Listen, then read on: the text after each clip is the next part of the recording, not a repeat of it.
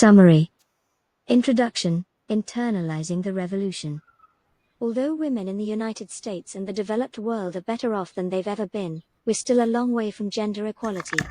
Out of 195 independent countries, only 17 are led by women, and women hold only 22% of parliament seats globally. In the United States, despite the fact that there are more women graduating with college degrees than men, only 23% of S&P 500 companies have female CEOs and women only hold 25% of executive officer positions. For women of color, the gap is even worse. The same fight occurs for compensation. As of 2010, women earn 77 cents for every dollar that men earn. Sandberg has experienced this inequality firsthand. After spending decades working in large corporations, she noticed that each year, fewer and fewer of her colleagues were women. Often, she's the only woman in the room. She asks, how can women break down the barriers and secure powerful roles? Many women face sexism and sexual harassment in the workplace. Businesses rarely offer flexibility for childcare or maternity leave, making it difficult to raise a family and have a career. In addition to the external roadblocks, women are hindered by countless internal barriers, too. They often hold themselves back, fearful of being selfish, rude, disruptive, or aggressive, since, from a young age, they are taught to be calm and nurturing, and to play nice with others. If women are able to rid themselves of their internal blockades, they can begin tearing down the external ones. Sandberg urges her readers to lean in, to be assertive, not passive, and to be ambitious in every pursuit. In order to achieve equality in the workplace, each woman must take her career into her own hands, then stand with and support other women and reignite the revolution. 1. The leadership ambition gap. Sandberg concedes that while her generation had far more educational opportunities than those before her, and despite ambitious, competitive women graduating from college, the world has not evolved as much as she originally predicted when it comes to equality for men and women in the workforce. In fact, she tells us that women are dropping out of the workforce in high numbers partly because they have learned from their own mothers that it is not really possible to achieve a true work-life balance. This, she suggests, is a systemic issue relating to America's lack of paid maternity leave and other support systems for mothers in corporate life. As more women choose to leave their careers or go part-time, a vicious cycle of employers investing less in them and more in men ensues. But perhaps more disturbing is the major disparity Sandberg cites between men and women who aspire to leadership roles in future careers, despite the fact that girls are increasingly outperforming boys in the classroom, earning about 57% of the undergraduate and 60% of master's degrees in the United States. She argues that while academia rewards compliant raise your hand and speak when called on behaviors, career progression, particularly in senior and leadership roles, depends upon risk-taking and self-promotion. Women are discouraged from exhibiting these traits practically from the time they are born, via messaging from the media and from toy companies, and even from moms, dads, and teachers. Ultimately, Sandberg argues that it's essential that we have more portrayals of women as competent professionals and happy mothers, or happy professionals and competent mothers, and that women in leadership positions, like herself, encourage other women to aim high. 2. Sit at the table. Sandberg recalls a meeting of executives in Silicon Valley from a few years back. As is so often the case, the men picked up something to eat from a buffet and sat at the conference room table. The women made up their plates last and took seats at the periphery of the room, even when prompted to sit at the table. The takeaway here is that one's physical position in a work environment can impact how they feel and how they are perceived. Leaning in at this meeting would have had all equally qualified executives sitting around the table. The author examines what she believes to be a pervasive behavior of women to feel like a fraud, when praised for their accomplishments, rather than accept that they are worthy of recognition they have earned.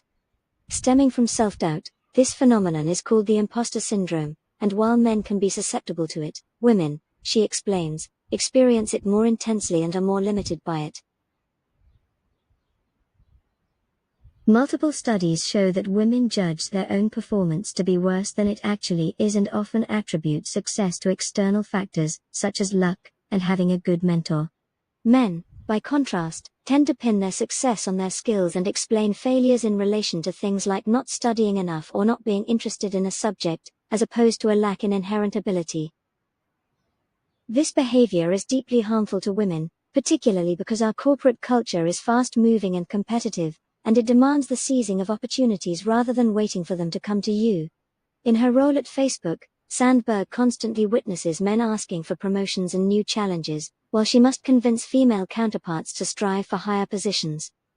To change this dynamic, Sandberg advocates a fake-it-till-you-feel-it strategy for women, one in which you pretend to feel confident until you genuinely believe it to be true. She also encourages women to take on roles for which they may not feel completely prepared, and to learn the responsibilities as they go along. However, she concedes that until more women take the initiative in the workplace, institutions need to be aware of this problem and take steps to correct it by championing women and encouraging them to keep their hands up and sit at the table. 3. Success and likability. Even when women aspire to, and push for, leadership roles, Sandberg says they will find themselves up against another culturally ingrained predicament. For women, unlike men, being likable and being successful are often mutually exclusive.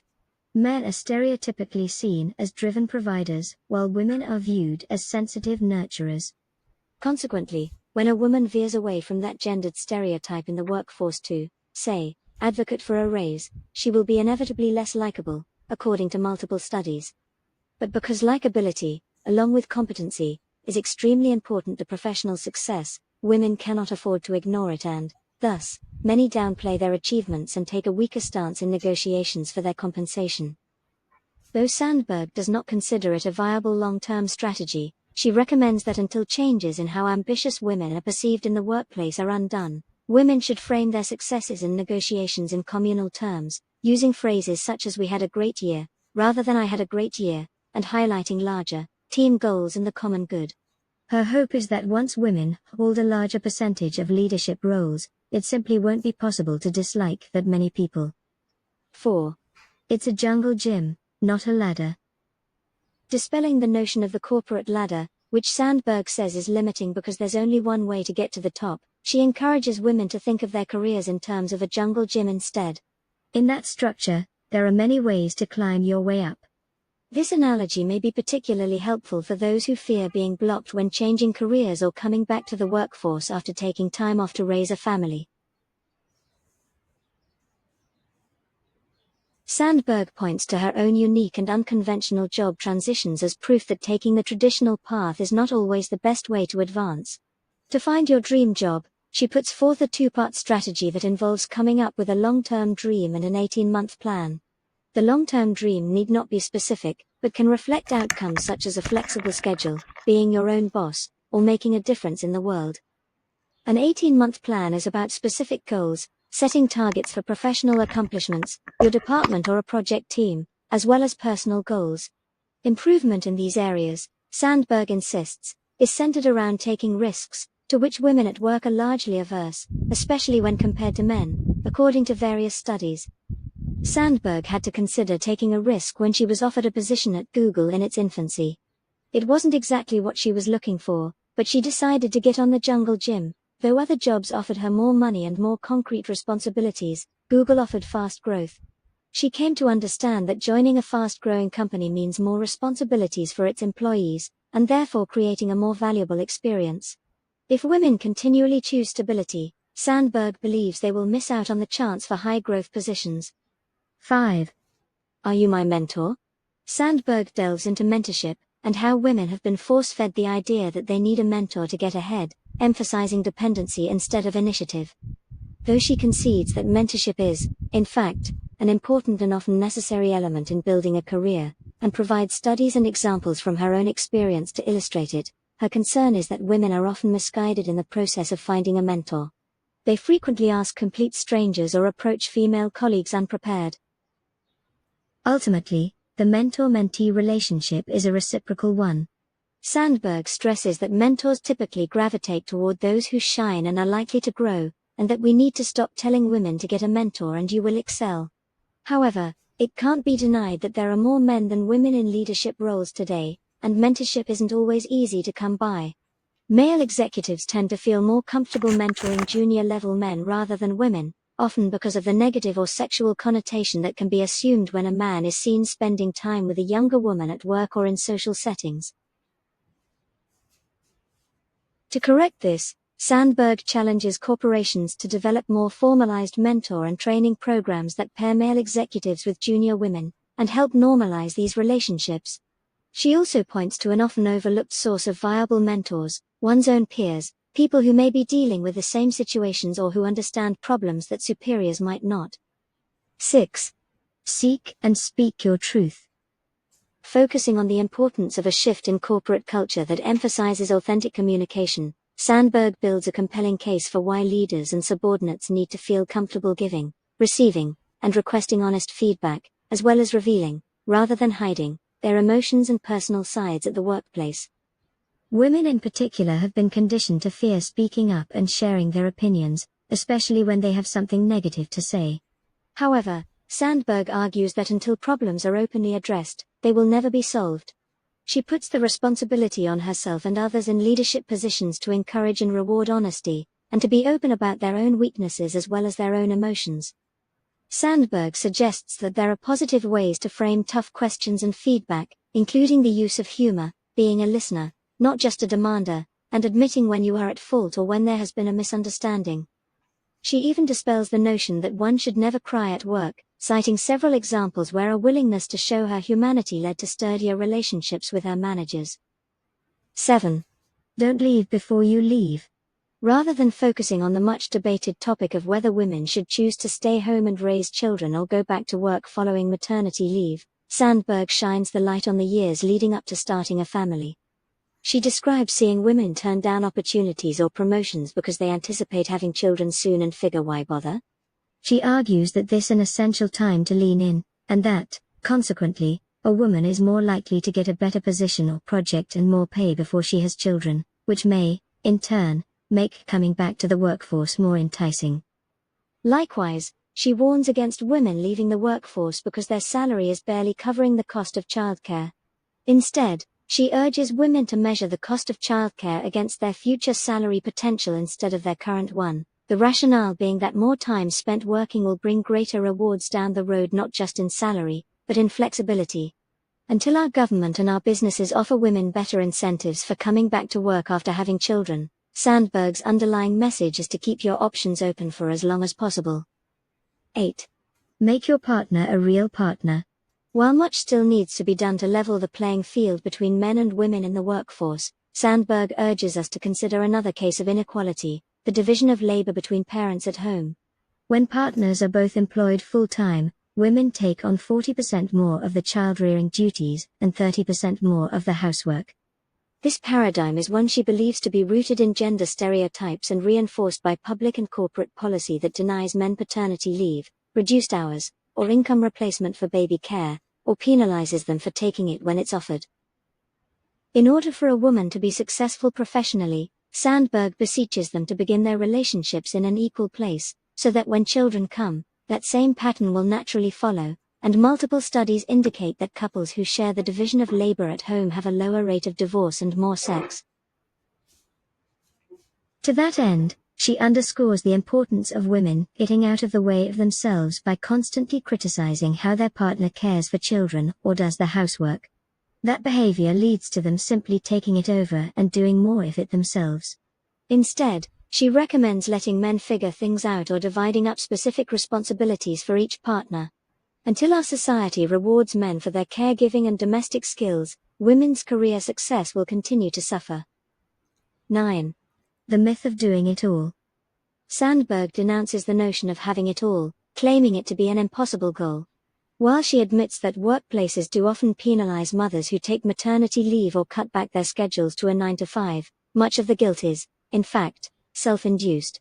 Women also suffer feelings of inferiority when they compare themselves to mothers who stay at home. To help alleviate that guilt, she details a comprehensive study that dispels the myth that children who aren't cared for exclusively by their mothers have diminished cognitive, language, and social skills, or an inferior mother-child bond. Instead of trying to be the best at work and at home, Sandberg advises women to reach for all that they want, while accepting life's limits. What's most important, in her opinion, is to prioritize and be a perfectionist in some things, while letting go of others. She often refers to her favorite poster at the Facebook office that reads, "Done is better than perfect." Setting limits, sticking to them, and even being publicly open about them are what she deems to be the key to happiness. Figuring out which elements of your job and your home life are truly important can be a challenge, particularly in today's constantly plugged-in world where men and women are working longer hours. However, once you've taken inventory and come up with a plan, Sandberg believes women can achieve fulfillment at home and at work.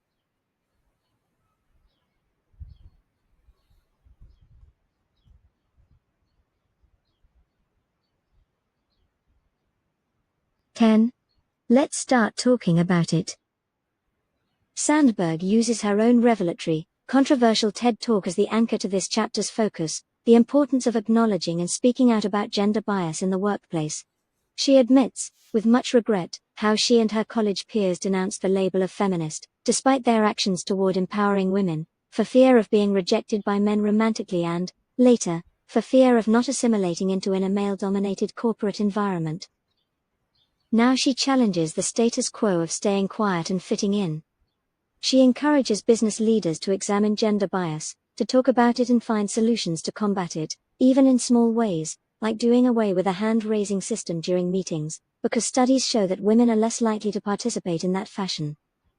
Perhaps most striking here is Sandberg's assertion that managers should take the initiative to discuss issues such as family planning and childcare with subordinates without fear of reprimand from HR or legal ramifications.